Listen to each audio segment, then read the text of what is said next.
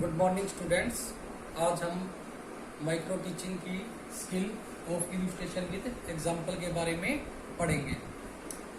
अब skill of illustration with example क्या होता है?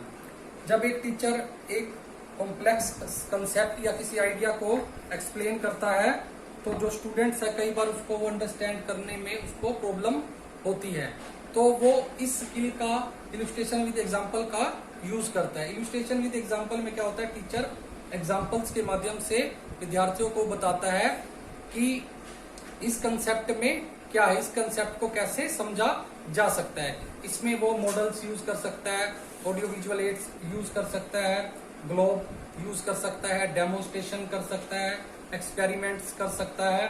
ठीक है। अब जो इलस्ट्रेशन होता है वो दो प्रकार का होता है, वर्बल और नॉन वर्बल।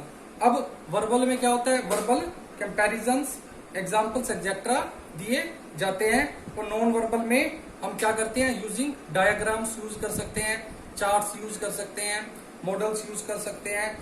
ठीक है, पिक्चर्स बनाकर यूज कर सकते हैं। ठीक है। अब मैंने आपको पिछली क्लास में भी बताया था कि कोई भी जो स्किल होती है उसके कंपोनेंट्स होते हैं और उस कंपोनेंट्स को हमने उस स्किल के अंदर यूज करना पड़ता है।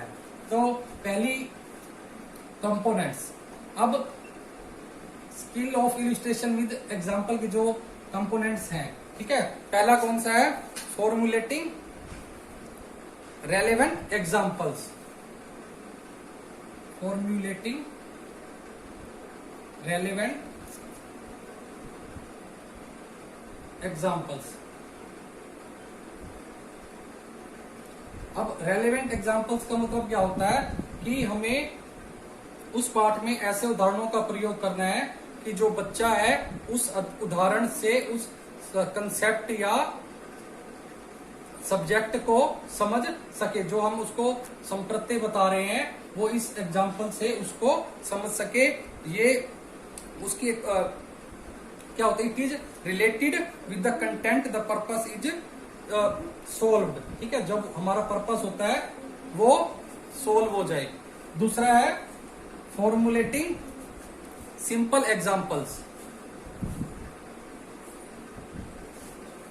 Formulating simple examples. अब सिंपल एग्जांपल्स का मतलब क्या है कि जो बच्चा है उसकी एज और उसके मेंटल एज के अकॉर्डिंग जो एग्जांपल्स हैं वो देने चाहिए ताकि बच्चा उसमें कंफ्यूज ना हो और उसके जो पास्ट एक्सपीरियंस है उसके अनुभव के ऊपर वो एग्जांपल्स होने चाहिए। ठीक है। अगला है फॉर्मुलेटिंग इंटरेस्टिंग एग्जांपल्स।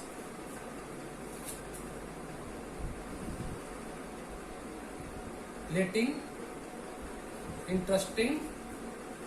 अब फॉर्मुलेटिंग इंटरेस्टिंग एग्जांपल्स में क्या है कि हमें ऐसे रुचिकर एग्जांपल्स देने हैं कि जो बच्चा है उसकी क्यूरियोसिटी, उसकी जो जिज्ञासा है उस कंसेप्ट को जानने की वो बढ़ सके और वो क्लासरूम के अंदर उसकी जो अटेंशन है वो बरकरार रहे। ठीक है। और ये भी उसके मेंटल एज के अकॉर्डिंग देना चाहिए, उसकी एज, उसकी mental as, previous knowledge.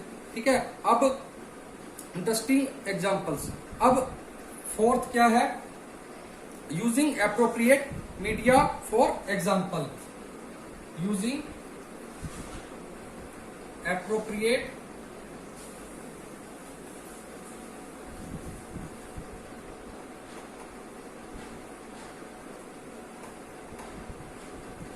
Using appropriate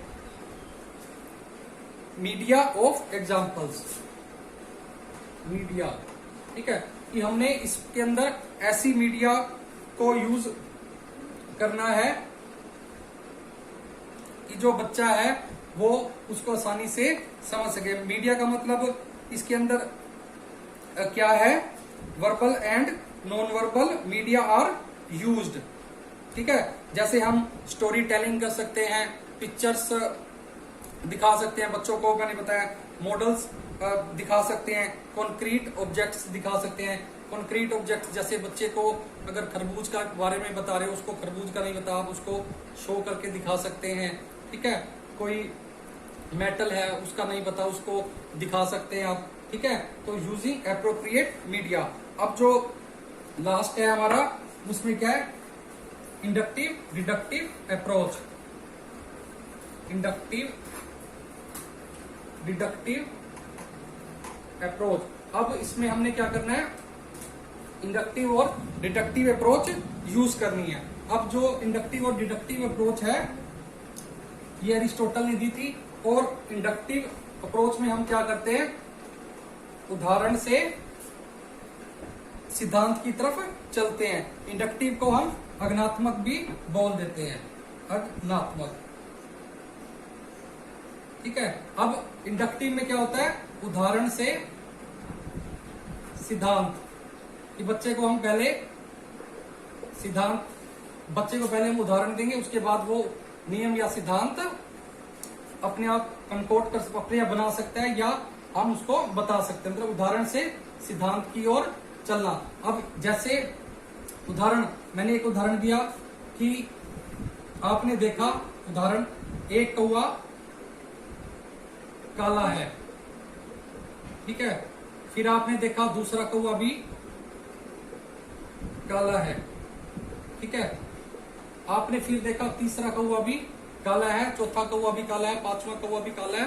तो सारे कौवे जो है एक जैसे, मतलब, तो फिर आपने क्या सिद्धांत, मतलब क्या निकाला, उसका कंक्लूजन कि सभी कौवे काले हैं, सभी कौवे काले हैं, ठीक है। मतलब आपने एक एक एग्जाम्पल देखकर वो नियम बना दिया, ठीक है। मतलब उदाहरण से नियम की ओर चलना।